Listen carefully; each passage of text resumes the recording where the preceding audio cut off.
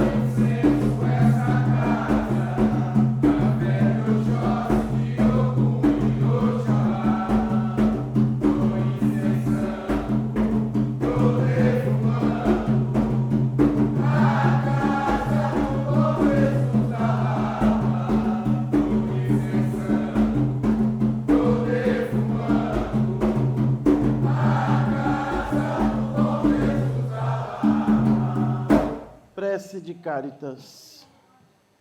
Deus nosso Pai, que sois todo poder e bondade, dai força àqueles que passam pela provação, dai luz àqueles que procuram a verdade, e ponde no coração do homem a compaixão e a caridade.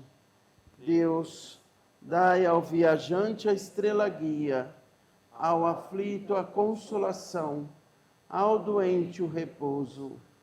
Pai, dai ao culpado o arrependimento, ao espírito a verdade, à criança o guia, ao órfão o Pai. Que a vossa bondade se estenda sobre tudo que criaste. Piedade, Senhor, para aqueles que não vos conhecem, e esperança para aqueles que sofrem. Que a vossa bondade permita aos Espíritos Consoladores derramarem por toda a parte a paz, a esperança e a fé. Deus, um raio, uma faísca do vosso divino amor pode abrasar a terra. Deixai-nos beber na fonte desta bondade fecunda e infinita, e todas as lágrimas secarão, todas as dores acalmar-se-ão. Um só coração, um só pensamento subirá até vós, como um grito de reconhecimento e de amor. Como Moisés sobre a montanha, nós os esperamos com os braços abertos. Ó bondade, ó poder, ó beleza, ó perfeição. Queremos de alguma sorte merecer vossa misericórdia. Deus, dai-nos a força no progresso de subir até vós. Dai-nos a caridade pura, dai-nos a fé e a razão, dai-nos a simplicidade que fará de nossas almas o espelho onde refletirá um dia a vossa santíssima imagem. Que assim seja.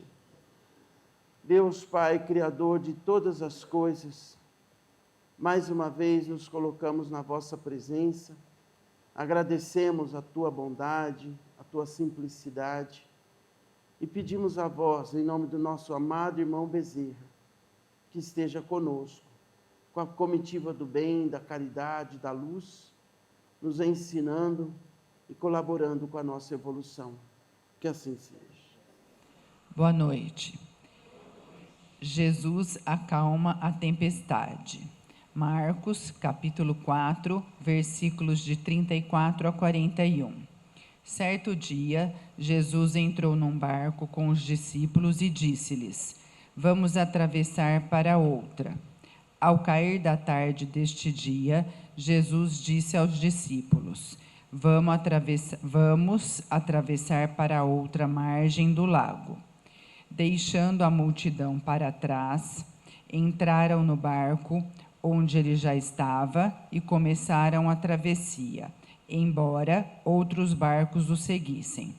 Mas logo se levantou um tão grande temporal com vendaval e ondas rebentando contra o barco, que este já estava cheio de água.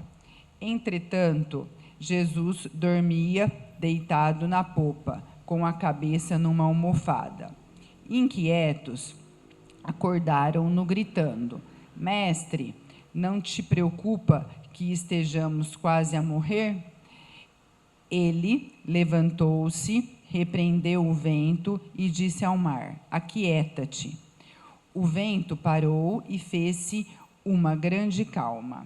E disse-lhes: Por que estavam com tanto medo? Ainda não têm fé? E tomados de grande espanto, perguntavam uns aos outros: Mas quem é este, a quem o próprio vento e o mar obedecem? Que assim seja. O Evangelho de hoje fala sobre o Mestre. Jesus acalma a tempestade. Esse Evangelho fala: Pai, nós já vimos isso, já estudamos isso, já falamos sobre isso, mas é como eu digo, né? A palavra ela é constantemente frutífera. Você lê hoje, daqui a um ano você lê, e você extrai dali coisas que talvez na primeira, na segunda, na terceira leitura você não havia enxergado ou percebido. Tudo vai de acordo com a nossa evolução. Até onde você consegue entender está a sua evolução. Havia um grande estudioso falando sobre a presença de Deus. E ele disse que depois que ele aprendeu a dar nó na gravata, ele ficava olhando para a TV, olhando os nós. Olha, a gravata do William Bonner tem 2 nós. Olha isso. Meu Deus, que chique o nó da gravata do Trump. Olha. E tem vários nós, nós italiano, nó francês, nó português, uma volta só, 2 voltas, né? Eu, como sou amante de gravata, prestei atenção na conversa dele, né? E ele falou assim, mas as entrevistas, a TV, sempre eles estiveram de gravata, mas eu nunca notei. Então, Deus é mais ou menos assim, os sinais sempre estiveram ali. Só a partir do momento que ele também começa a usar gravata, é que ele começa a observar a gravata das pessoas que ele encontra, que ele assiste, que ele vê. Então, quando eu falo do grau de entendimento e de evolução, é isso.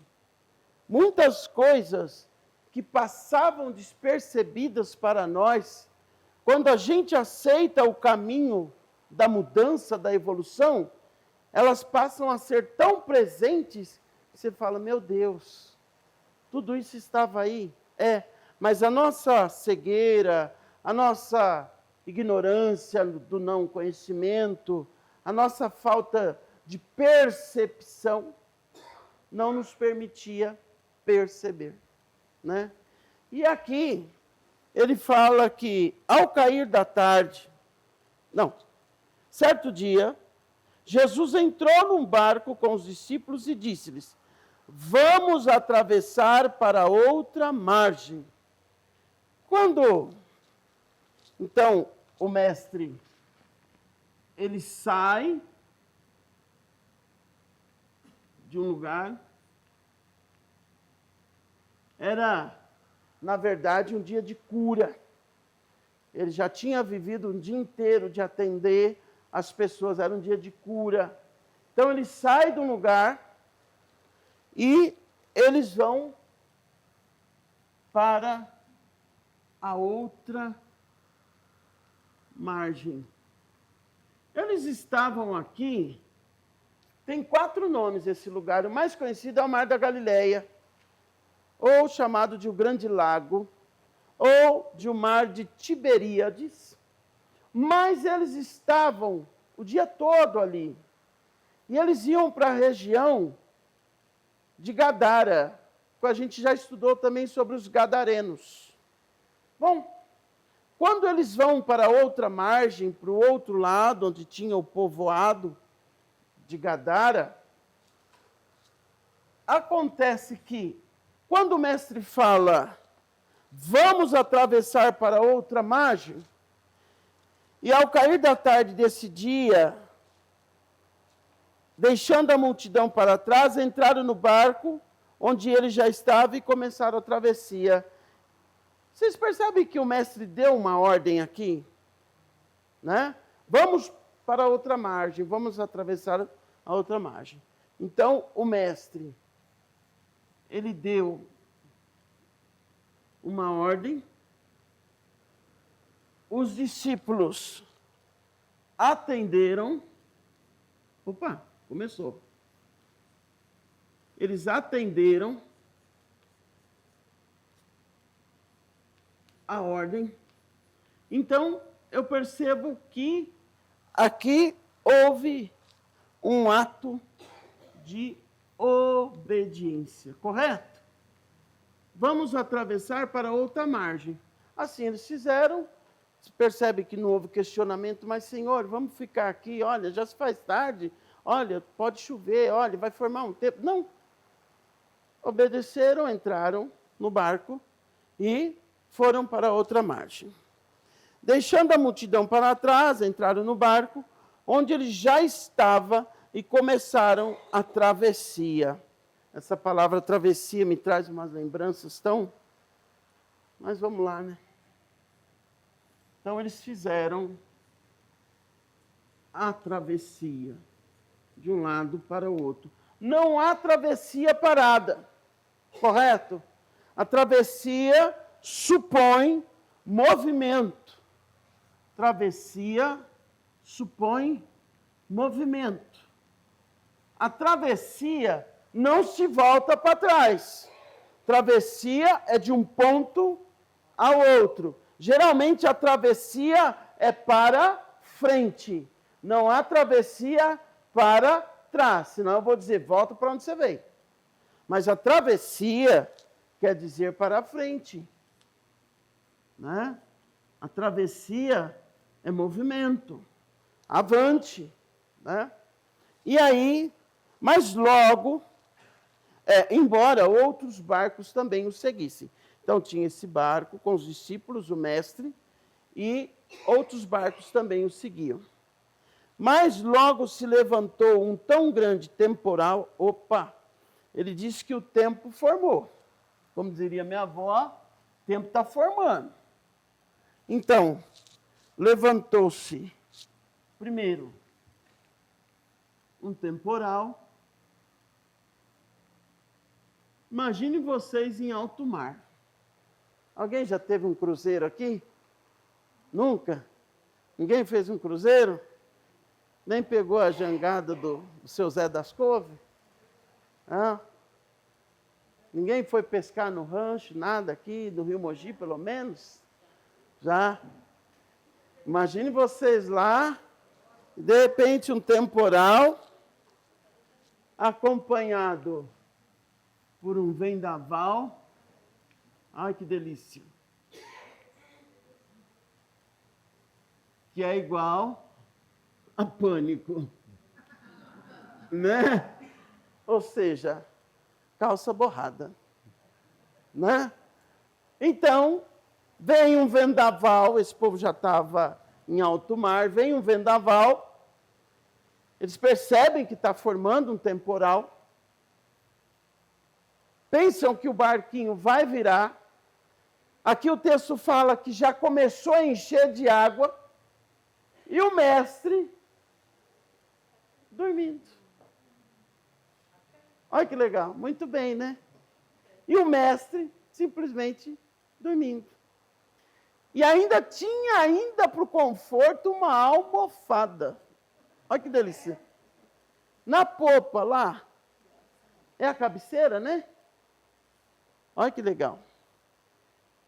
Os discípulos, eles começam a ficar apavorados. Imagine a cena. Eles ficam apavorados. Você ficaria, a pergunta do dia, você ficaria? Você ficaria? Tem gente que tem medo da chuva dentro de casa. Imagina no barco em alto mar. É ou não é? Tem gente que tira tudo da tomada, só falta entrar debaixo da cama. Tem medo da chuva dentro de casa. Imagina no temporal, lá fora, no aberto, no mar. Esses discípulos, quando eles ficam apavorados, eles chamam o mestre, acordam o mestre e fala: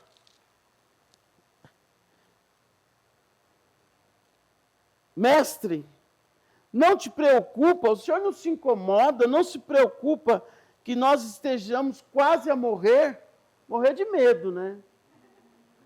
Porque não era morrer efetivamente, mas quase a morrer de medo, né?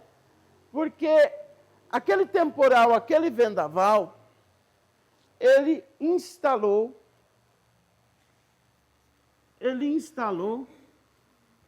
desequilíbrio. Olha que maluco. Ele instalou medo,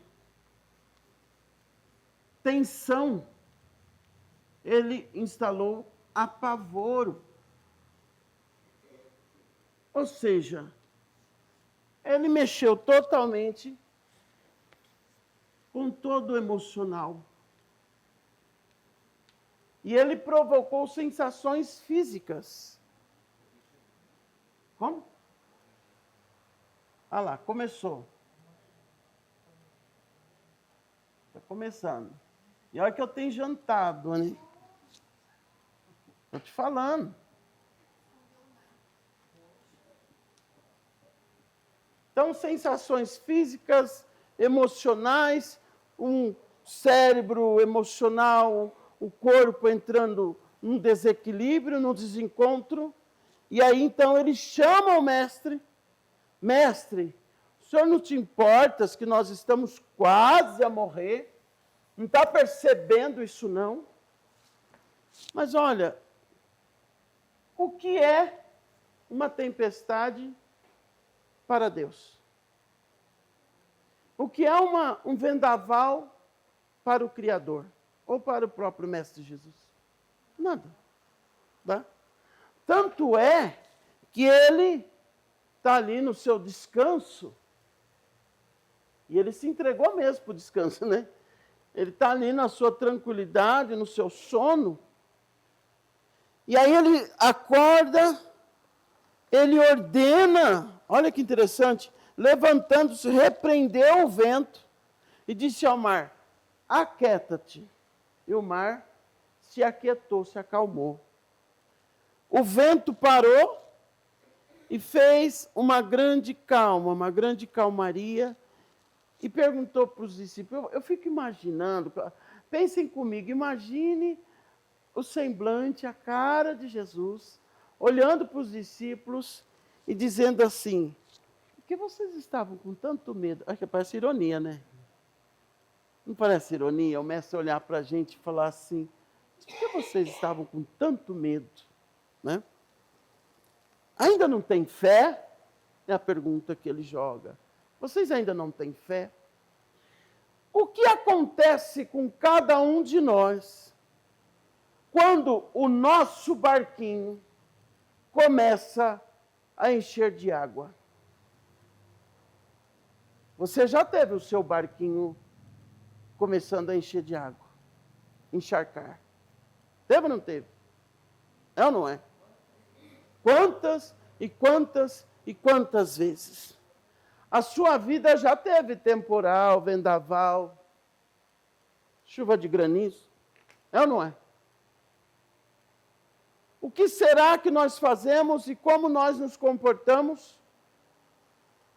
Agora, a pergunta é: se os discípulos estavam na obediência, por que que as pessoas que estão no caminho, tentando ser obediente, tentando fazer do jeito certo, acham que não terão temporais e vendavais em vossas vidas? Nós, mesmo estando com Deus, não estamos livres dos temporais, dos vendavais, dos desafios e dos problemas. Imagine então aqueles que não estão, porque estes tinham um mestre para chamar. Aquele que nada crê, o que faz? Se joga no mar?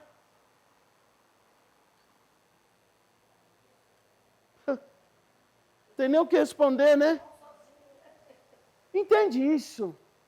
Então, quando nós reclamamos dos temporais e dos vendavais que são próprios nossos, para o nosso aprendizado, para o nosso crescimento, nós temos a quem recorrer por conta da nossa fé. E eu posso dizer: o mestre está no meu barco, o mestre está no seu barco. Não há tempestade ou vendaval que você tenha passado sozinho ou que passará sozinho. Não há. Por mais que você não perceba, por mais que você ache que Deus está dormindo e não está cuidando de ti, não está olhando para a tua vida, para a tua enfermidade, ou para a sua dívida, ou para um problema de família, de convivência, ou de trabalho, nós nunca estamos sós. Eu não sei qual é o mar da sua vida que precisa ser acalmado hoje, que ele tem que ordenar e falar: aquieta-te. Eu não sei. Eu sei da minha vida, eu sei qual é o mar que ele deve colocar as mãos e dizer: aquieta-te. Mas além de colocar a mão no meu mar, ele deve colocar a mão em cada um de nós e dizer para nós: aquieta esse coração. Repreender os ventos que sopram, que chegam a assoviar ou assobiar no nosso ouvido, nos causando medo. Outro dia eu fui num edifício aqui, uns 15 dias atrás, fazer uma visita para uma enferma.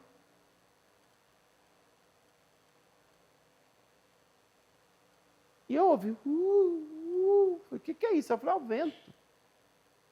Minha casa fica no chão, eu não ouço isso. É novo para mim, né? É novo, você está acostumada, né, do Carmo? O que é isso? Eu falei, é o vento. Mas está ventando tanto assim? Eu falei, não, é por causa do andar. Então, nós precisamos começar a ter essa, não vou dizer essa tranquilidade, que é difícil quando a gente está no mar alto, é difícil quando a gente está no meio do temporal, é difícil quando a gente está no vendaval. Mas de não perder o equilíbrio e entender que nós não estamos sós. Esses homens mostraram para nós o lado humano de qualquer um de nós. Quem, diante de um vendaval, de um temporal da vida, não fica em desequilíbrio, com medo, fica tenso ou fica apavorado? Quem aqui não? Né? Mas, pela caminhada que nós estamos tendo, já é para controlar um tanto o nosso emocional. É ou não é? Pela caminhada que nós estamos buscando, estamos construindo, já é para a gente poder se apegar à nossa fé. Pela caminhada que nós estamos tendo, já é para entender que Deus não está dormindo. Se quando nós estamos dormindo, ainda assim Ele cuida de nós, não é possível que quando nós estivermos num tumulto qualquer, acharmos que Ele está dormindo. Entende isso? Então as tempestades, amados, elas virão. Os desafios virão. E tem gente que fala assim, por que só comigo? Não é que é só com você. Você só vive a sua vida, não dá para você viver a vida dos outros. Porque se você soubesse da vida dos outros, você ia falar, poxa, não é só comigo. É ou não é? Você ia dizer, não é só comigo. Quantas mulheres já se separaram? Quantos casamentos já acabaram? Quantos relacionamentos? Quantas pessoas já não foram vítimas de um câncer? Quantas pessoas já não perderam o emprego, o trabalho? Quantas pessoas abriram o armário e não têm o que comer? E por que você acha que é só com você? Quantas pessoas levantaram ou estão há meses desmotivadas, num período, num tempo depressivo dentro de si mesmo? Não é só com você. E tanto não é só com você que o texto fala, outros barcos o seguiam. Mas o foco foi nesse onde estava o mestre. O foco da história é o barco onde estava o mestre. Ninguém narra no texto os gritos e os apavoros das turmas que estavam nos outros barcos. Porque você só vive nessa vida a sua experiência. Você não vive a experiência do outro. Ou vocês acham que os outros ficaram tranquilos, o pessoal dos outros barcos? Jamais. Então, a forma de cada um conduzir é que muda. Não quer dizer que o outro não tenha problema. Não quer dizer que o outro não passa desafio, aperto, que o outro não tenha nada. Por mais que ele viva num castelo ou por mais dinheiro que ele tenha. Não julgue pelo rótulo. Todas as famílias, todas as pessoas, desde o Trump, né, até o seu Zé das Couve, lá do fundo da cidade. Todas as pessoas têm desafios temporais, vendavais e têm problemas para resolver. Como eu digo sempre, né? Você resolve o problema no casamento, aparece problema com o filho. Lembra? Resolve com o filho, aparece com a sogra. Resolve com a sogra, aparece com a mãe. Resolve com a mãe, aparece uma doença. Resolve a doença, aparece uma dívida. Resolve na dívida, é o carro. Resolve o carro, é o trabalho. Resolve o trabalho, é com o vizinho. Não tem jeito, viver é isso. Viver é isso, é essa dinâmica, esses temporais, esses vendavais, esses terremotos, esses tsunamis que passam, que muitas vezes a gente nem vê de onde veio. Mas a grande diferença, essa turma tinha o mestre no barco. Os demais, os outros barcos, não tinham o mestre no barco. Apenas estavam seguindo o barco do mestre. A pergunta é, quem é que está em vantagem? Depende da fé, a resposta correta. Porque se eu estou nesse barco, o mestre está logo no barco da frente, e eu avisto, eu falo, bom, ele está ali, nada vai acontecer. Né? Porque muitas vezes eu que estou tendo do barco dele, eu fico apavorado. Então depende do ângulo que se vê. A vida é vivida dependendo do ângulo que se vê. O meu mundo é de um tamanho, o mundo do outro é de outro tamanho. Embora a gente viva no mesmo mundo, nós vivemos em mundos diferentes. Pelo conhecimento, pela evolução, ou pela ignorância, ou porque não quer enxergar, ou pelo tamanho da minha fé.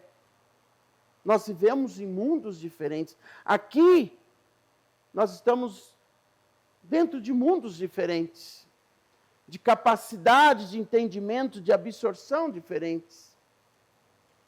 Tem gente aqui hoje que está extremamente grata pelo dia que viveu, independente do que aconteceu. Tem gente que ainda está mastigando uma discussão das 8 da manhã. Entende isso? Então, assim, muitas vezes o temporal ou vendaval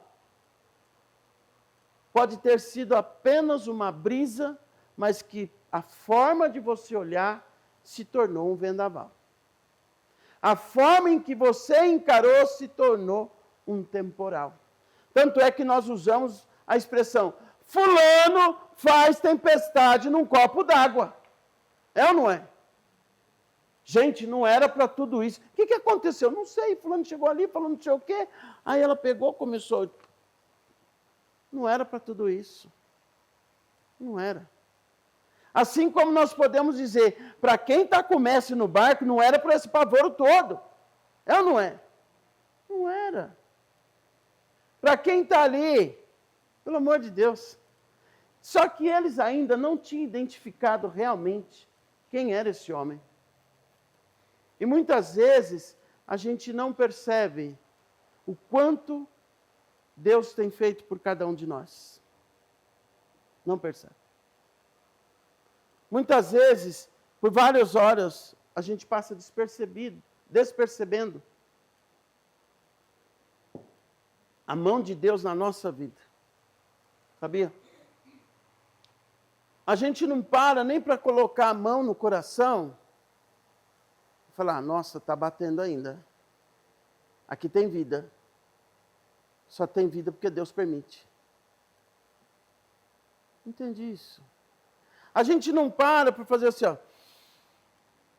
Nossa, estou respirando. E tem ar. Porque Deus permite. Nossa, acordei, coloco os pés no chão.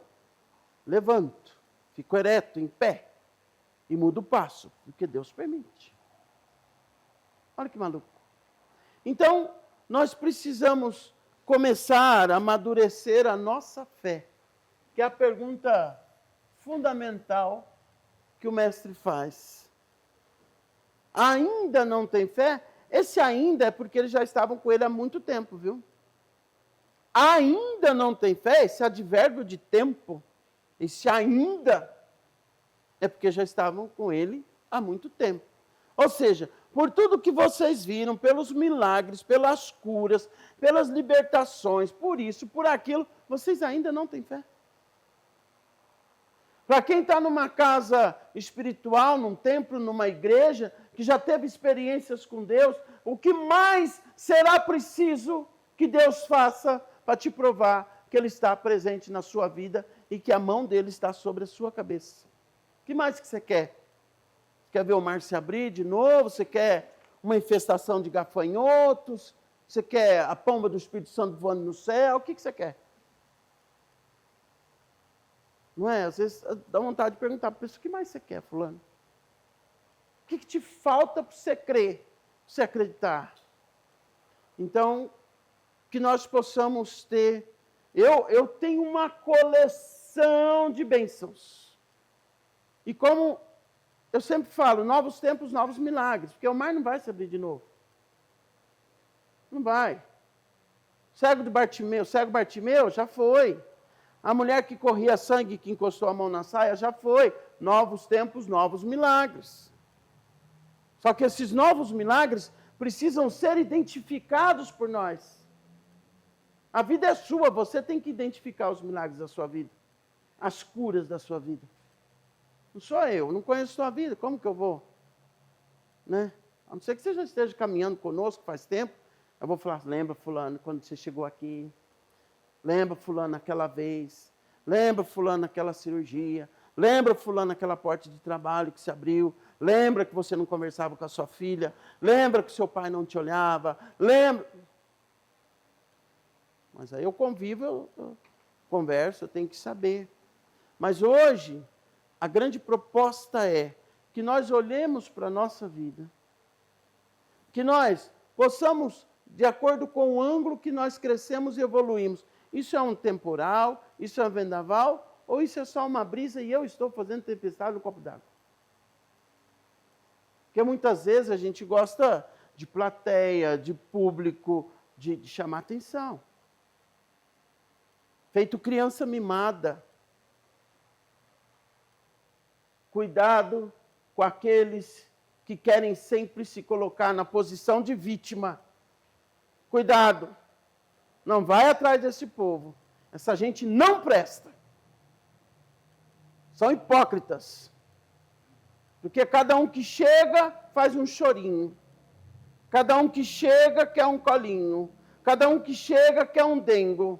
Mas não reage, não muda, não se abre para o novo, não expande a consciência, só quer viver a vida inteira na situação de vítima. Eu acho de uma hipocrisia tão grande, de uma podridão tão grande. Eu tenho nojo de quem se coloca diante da vida e tudo é vítima.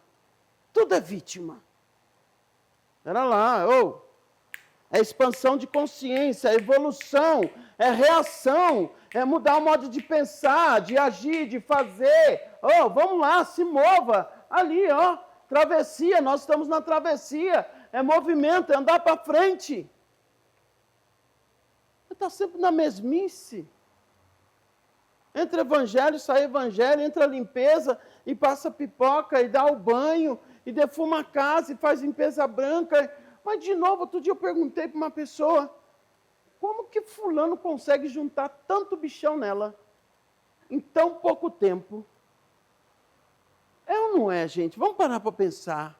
Estava com bichão há 15 dias atrás. Está aqui de novo rastejando com um monte de bichão. Que fábrica de bichão é essa? Que mente é essa, tão aberta, escancarada, que desce aos mais baixos dos níveis de vibração e energia, facilmente? O que é isso? Fulano, toda vez que vem, tem que fazer puxada. Como assim? Aí o filho falou, pai, já imaginou que todo lugar que o senhor fosse, o senhor ficava... Pelo amor de Deus, eu não ia viver mais. Não é? Cada lugar que eu vou, eu pego uma coisa. Como é que é esse negócio? Cada lugar que eu vou, eu puxo uma coisa. Não é não, Paulo? Cada lugar que vai, tinha gente... Olha, teve uma pessoa... Não era da casa, era da assistência. Não, graças a Deus, não usava branco. Pai, o senhor está sabendo que a fulana está recebendo lá no posto do FUF? O quê? Não, ela está recebendo, eu preciso descer lá ou com o arreio do boiadeiro ou com a espada de São Jorge, né? É ou não é? Ou com os dois, um em cada mão, né? Cara, você vem numa casa de luz... Tem abertura de sábado, toca para orixá, chama as entidades, você não recebe nada, não arrepia nada, não sente nada. E lá no posto do FUF você sente? Você está zoando com a minha cara, não é? Tinha uma outra, aí, né, você já sabe o que eu fiz, né? Cortei o barato dela rapidinho. Aí chamou a mãe Gamela, né? Teve uma outra que, vem aqui, tá tudo certo, aqui não recebe nada. Aqui é um campo de luz, vai vendo. Se alguém tiver dúvida disso, pode parar a caminhada, hein? Aqui é um campo de luz. Bem aqui, fica quietinha, miudinha, do começo ao fim, toma um benzimento e vai embora. Mas quando chega em casa, recebia cada coisa. Hã? Então, recebia cada coisa. Ou se ligasse para uma tia que morava não sei onde, de lá, pela ligação, ela puxava o que estava lá na casa da tia. Meu Deus, mega power super médium. Que isso? Como é que é esse negócio, né? Eu consigo sentir se o outro está bem, se o outro não está bem, está precisando de ajuda, se a energia está... Mas o negócio de ficar puxando... E o bichão pegar, ainda com o telefone, o bichão pegar, larga o telefone, ai, tira o telefone dela. Não. Que palhaçada é essa, gente? Eu fico pensando nessas coisas, porque quando alguém me perguntou, pai, se a pessoa o senhor puxasse, então, que palhaçada, né? Então nós precisamos ter maturidade diante das coisas, diante da vida, diante do nosso compromisso e maturidade diante da nossa fé. Alguém está brincando, não é? Com a espiritualidade que é tão sagrada, que é tão...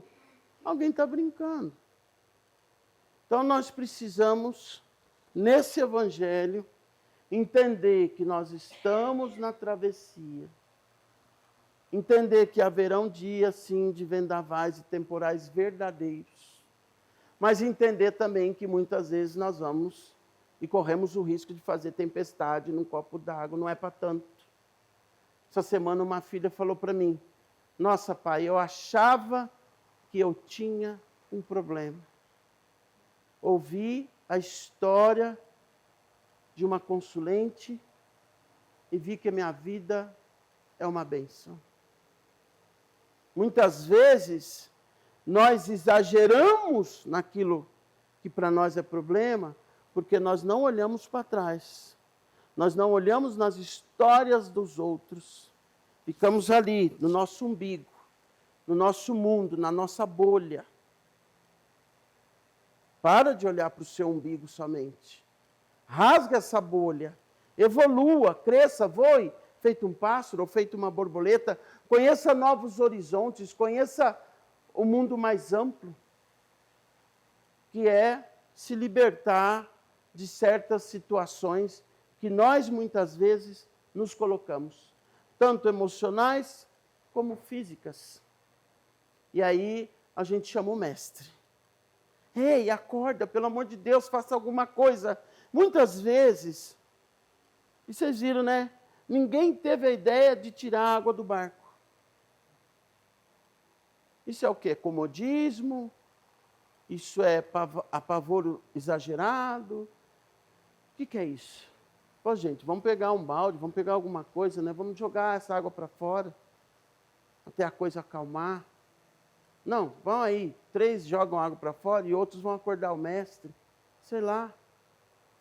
Ou seja, nós precisamos reagir, nós precisamos nos colocar em movimento. Eu termino esse evangelho deixando essa palavra de luz. E que uma vez, tendo aceitado subir no barquinho, ou no grande barco, nós precisamos aceitar a travessia e realizar a travessia.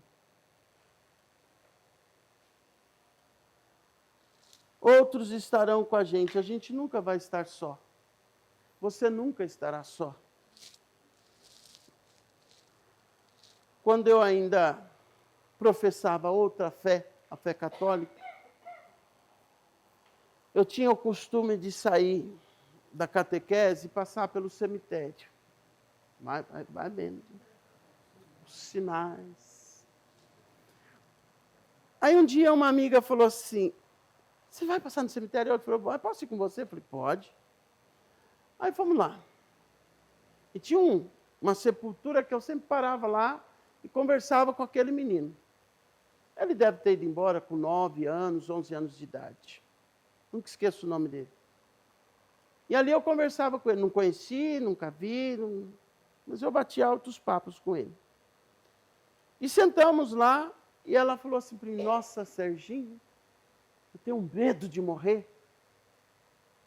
E aquela resposta que eu dei a ela me gravou, ficou tão marcada para mim, e falei assim, Iná, você lembra quando você nasceu? Ela falou, não. Você sabe que para o lado de cá, haviam médicos, havia enfermeiras, havia um preparo, havia um monte de coisa, uma equipe toda para te receber. Havia roupinhas, havia pai, havia mãe, havia família ansiosa para te conhecer, para te receber. Quando a gente for embora daqui, o lado de lá é do mesmo jeito. Haverá tanta gente ansiosa para nos receber. Haverá tantas equipes se preparando para nos acolher. Olha, eu nunca mais esqueci isso. Então nós nunca estamos só. Acreditem nisso. Nunca estaremos só. Só mantenham a vossa fé acesa. E não se preocupe. Faça a vossa parte, joga a água para fora do barco, acorda o mestre, dá um chacoalhão nele, dobra o joelho, mãozinha para o alto e continua a travessia. Que assim seja. Deus Pai, que conhece o nosso coração, nós carecemos do vosso colo, do vosso abraço. Nós precisamos de Ti, Senhor. Há momentos em que parece que não teremos forças, mas eu sei que Tu pode nos renovar e com as vossas palavras acalmar as tempestades, os temporais e todos os vendavais da nossa vida. Alimenta, Senhor, a nossa fé, a nossa coragem. Alimenta a luz e o vento a soprar o barco da nossa vida, para que vençamos os desafios. Tu sabes a necessidade de cada um no dia de hoje. Tu sabes ordenar o mar que deve se acalmar e se aquietar na vida de cada um aqui hoje. E que as vossas mãos sejam colocadas sobre a cabeça de cada um. O Mestre coloca as mãos sobre cada um de nós, abençoando e acalmando os mares da nossa vida, os vendavais da tua vida. E fala, filho, filha, acorda a tua fé. Salve cada um de vós, meus filhos.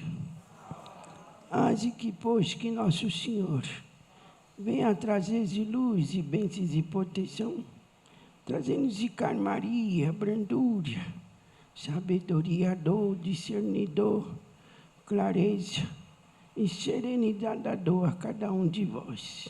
Que assim seja.